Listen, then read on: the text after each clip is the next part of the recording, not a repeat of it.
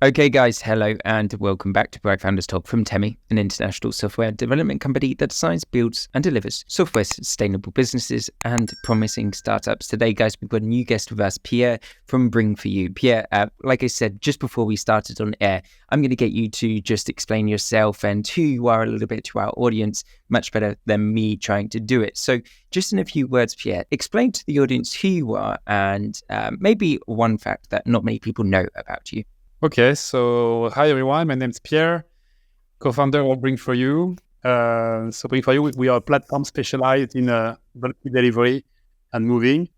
So we leverage AI to make logistics smarter and greener. I think people don't know about me. I don't know, I've moved, I lived in 10 different cities in the last 10 years. So I'm pretty used. Oh, 1 year. Wow, bit of a nomad. Exactly. Interesting. Where was your favorite place you've lived? I think it's New York. I lived there for 3 years. That's an amazing city. So much you can do. So for sure in New York by far. Interesting. And where are you living now? Where are you based now? So now it's pretty different. I live between the countryside of France and Paris. So different, very different lifestyles. But yeah. Very nice. Okay, cool. Let's start with that. What I like to do, I like to get to know the person behind the machine a little bit more before we go into the world of everything that you're doing at Bring4You. So tell me, with regards to living in 10 different countries, what is the best bit of advice, best bit of experience you have picked up over the last 10 years? I would say just to adapt, to change to unexpected situations. So I think we live in a world where things move very quickly in very different directions. So I would say expect the unexpected. COVID has shown that anything can change overnight. So that's the advice I would give. Be ready for a world that's changing very fast, and be ready to adapt to it. Nice. Okay, Pierre, what I'm going to do, I'm going to give you some quick questions just to get to know you a little bit better. Yes or no, or one word answers. So are you a morning person? No. No. Are you a team or independent person? I would say that's a trap, but I would say more independent. Interesting. Are you a risk taker? Yes. I used to work at Google, so I left my job to focus on the startup. So that's a risk. Absolutely, then. For sure. Is work-life balance, is it important for you? Yes. Have you ever pivoted your startup model? Yeah, many times. Nice. Do you consider yourself a hands-on CEO? Yes. Do you enjoy public speaking? Yes. And are you happy with this year's success so far? Yes. Could be better, but overall. Well, I said so far. I mean, we've got 1 month left, so not long left really to fill it in. Of course, always could be better. Let's talk about your time at Google first. So you spent over 7 years at Google, obviously one of the big hitters out there. Everyone says that you need to be working for one of those places in order to, see really how to be a game changer. How did working for Google make you a game changer and to help you in Bring4You? So I think what's inspiring about Google is the vision of their leaders and how they managed to reach such a big scale so quickly. So I would say, I was mentioning about the fact that you need to adapt to change. So Google, people tend to say that the only constants, but the only thing that doesn't change at Google is change. So basically everything is changing all the time and change many times. You have a reorg happening all the time. So I think that impacted me, and also how things are working at Google. So there is something that like to say is it start small, think big, scale fast. So while project you want to do it, but Google basically you would launch a pilot, have an if it's working well, then you scale fast. But I'm trying to apply this framework. The culture is also obviously an important factor. People working there are usually proud of what they do. So trying to inspire my team and set a vision that's ambitious, but also where well-being has an important path. Absolutely. Pierre, tell me a little bit more about the starting ground for Bring4You. Where were you when you had the idea that you wanted to create Bring4You? Was it kind of a light bulb moment, or was it a long thought, during your previous roles in Google and so on? No, so I I already knew that I wanted to create my company. So initially, I worked in finance originally. So yeah, but I was pretty bored. So when I went to Google, I had in mind to create a company, and that was a pretty good place to learn more about entrepreneurship. The thing that was missing was the ID. So I was always involved in many initiatives around the startup community. So there was startup weekend that I would participate to. But I was always chatting with people, and the idea came with a friend of mine from a university. So we studied engineering together. And so he also wanted to build a startup, and he had an idea to create a platform to connect people who travel with people who need to buy something. So for instance, if I'm going to go to the US, you're going to pay me to bring back an Apple, an iPhone, and it's going to be much cheaper. So that was kind of the idea he wanted to do. And so we spoke about it, and I did some studies and realized that there were already companies doing that, but that were not that successful. But on the other hand, I was a big fan of the company called BlaBlaCar in France. I don't know if you heard about that. Yeah, we've got it here. Yeah. Yeah, that's a solution I use a lot. So we kind of had the idea to pivot and maybe try to be like a BlaBlaCar for bulky delivery and really focus on the smaller market. Like that was a long distance delivery in France. Tell me about those beginning days. What did the original MVP look like right at the beginning? Yeah, it was pretty simple. Our website looked pretty bad, to be honest. But it was just a website where people could connect and speak each other. So let's assume you need to ship something like from Paris to Marseille. You could put it in the platform, and drivers could connect you. Say, okay, Matt, I'm gonna ship like your guitar for $50. So the website was completely free. So we would just connect people directly, but we just wanted to see if there were traction. So that was kind of the main goal of the MVP. It was just a basic website, but where we really saw that there was traction, like without doing a lot of advertisement. We're going on the website. So that's when we say, okay, there's a really a pain here that also resonates for me, because when I move like all the time in 10 different places, I remember I used to throw like many furnitures because I didn't know how to ship them, like second-hand furnitures, like sofa, chair, table, or whatever. I would throw them. So the idea was like to make it useful. That's how we started. Tell me, you spoke about pivots many times in the company.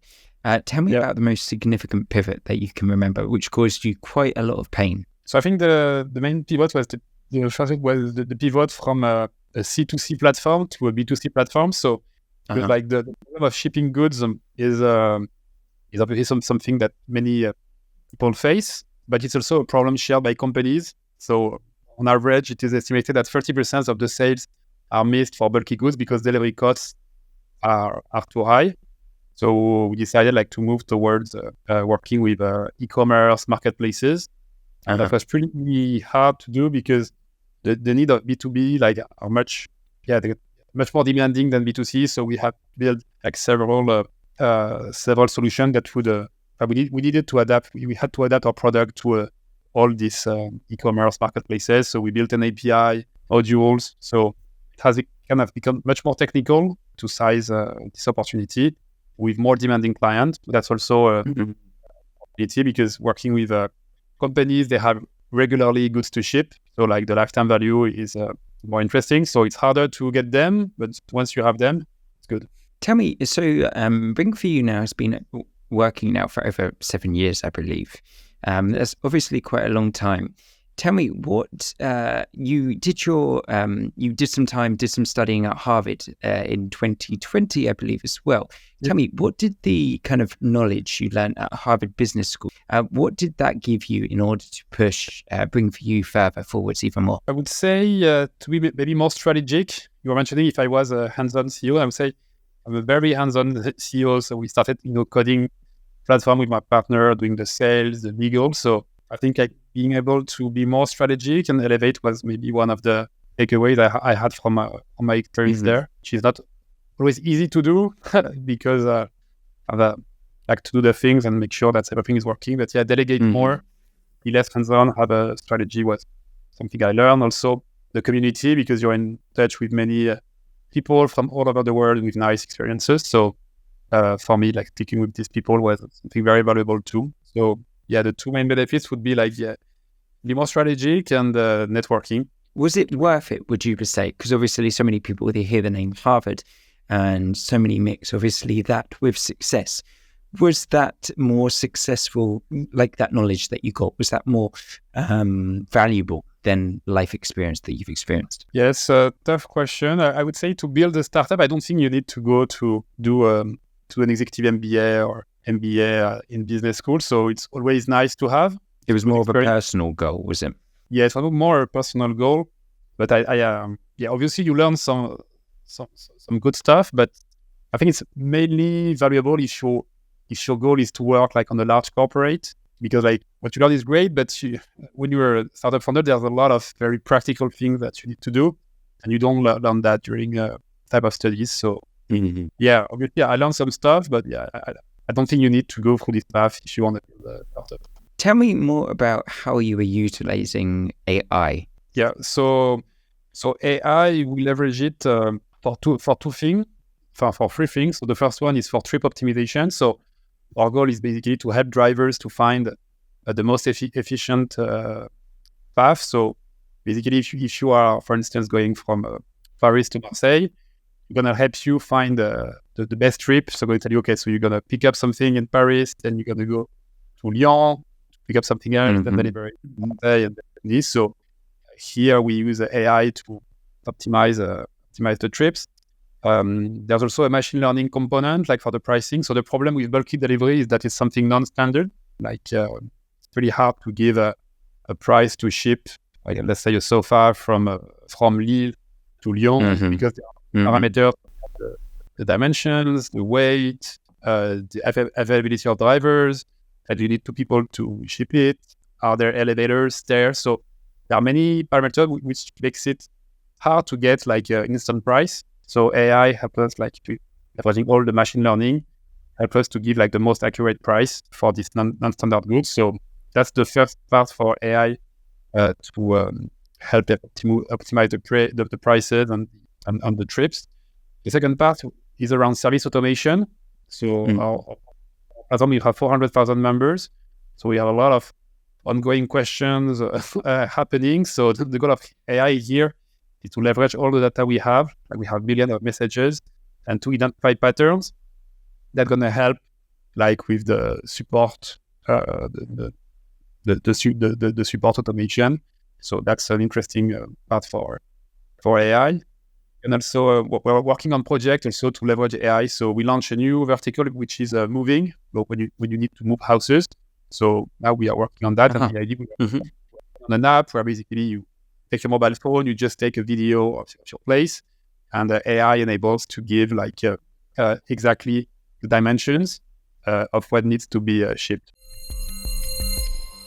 Tell us more about this project. Tell us more about this new project coming on. So that's moving is a big bet for us. It's a very traditional industry that was not really disrupted. So that's what we're trying to do with Bring4You, and we want to make the process as seamless as possible for our users. So one pain for moving is that usually you have to get the moving company come to your place, and they're gonna measure everything to say, okay, there is this amount of but this is the volume that needs to be shipped for the moving. And with AI, we can say like instantly, just by a video, we can give the price. So it enables to have a much cheaper price for the client, because you don't need to go in the to measure everything. So that's something we are working on, and AI plays an important role in doing that. Tell me in regards to the future. Obviously, been going for over 7 years now. AI has really kicked in over the last few years, so you would have been utilizing it so much more.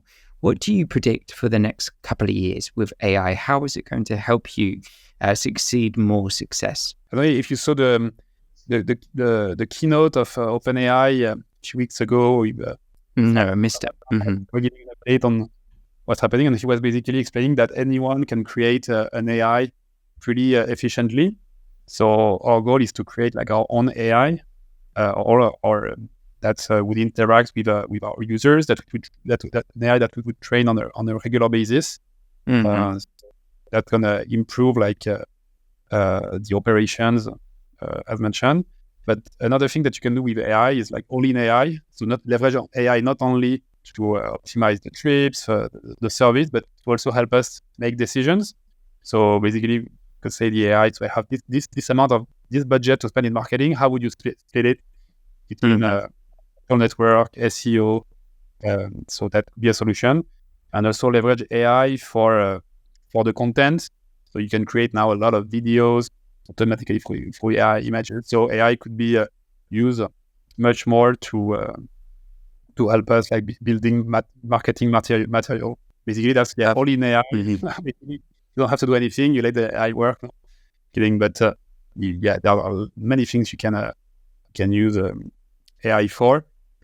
But on a variety of topics, like not only for service optimization, but also like to make a better decision. Pierre, tell me about your biggest challenge that you have had to face so far in Bring4You. What has been your biggest challenge? Maybe there's been a biggest kind of mistake you have made, and how have you overcome it? We've got lots of want-to-be co-founders and founders and startup owners listening to the show.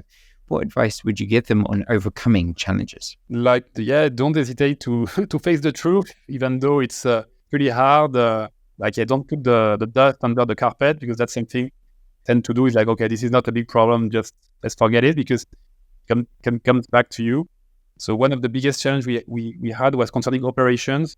It's pretty heavy because like we provide a service where you need to ship goods from point A to point B. So there is an important operation part, and it was not really automated. So we would spend like hours, speaking with clients, like, where's my package?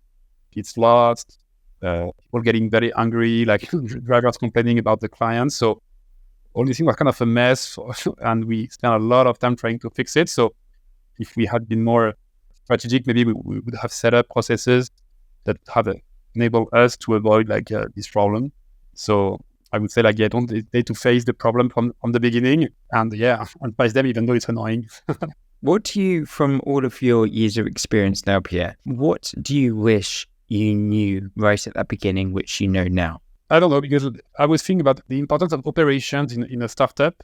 At the time, I didn't know, and now if I had to start a business, I think I would go for 100% digital product, which is it's much easier to scale and less time spent on operations. So that's the advice I would give, is to think about the scalability of your startup, and all the SaaS businesses where you can do something very interesting. So that's something we are working on, is on building softwares for e-commerce to improve. So we try to be much more than just the shipping company. Same thing than Uber. It's not they're not just a taxi company. It's first and foremost a data company. So that's thing I would say is think about how you can scale the business, this type of services that are 100% digital. And last question for you, Pierre, in regards to your legacy. What would you just say? I asked every speaker this at the end of the lesson, end of the conversation. You can tell I had lessons today. That's why I said lessons. At the end of the conversation on our podcast, we always talk about legacy. What would you like your legacy to be? Why are you build Bring4You, and what is that legacy you want to leave on this earth? So I think the legacy for me would be to really work on important projects, obviously companies that can become a unicorn. That's something that motivates me a lot, but it also makes sense. So for me, working in finance, I didn't see that much meaning in what I was doing, whereas what I'm doing now, I'm pretty proud of what I'm doing. It has really a collaborative component, connecting people, also reducing gas emissions. So my legacy would be work on something very ambitious, but that also makes sense. Try to combine the both of elements. I wouldn't happy just doing one or the other one. So if I would just work on a super cool project, making a lot of money, but it doesn't make sense for me, I wouldn't be happy. But I wouldn't be happy about just on a non-profit or something like that. I want to combine both, and that kind of my goal, and I hope what we're going to achieve as a company. Perfect. Pierre, thank you so much for coming on and letting us hear everything that you're doing at Bring4You. And we wish you all the success in the future and hope to speak to you very soon. Thank you. Thank you, Matt. So best of luck to you as well.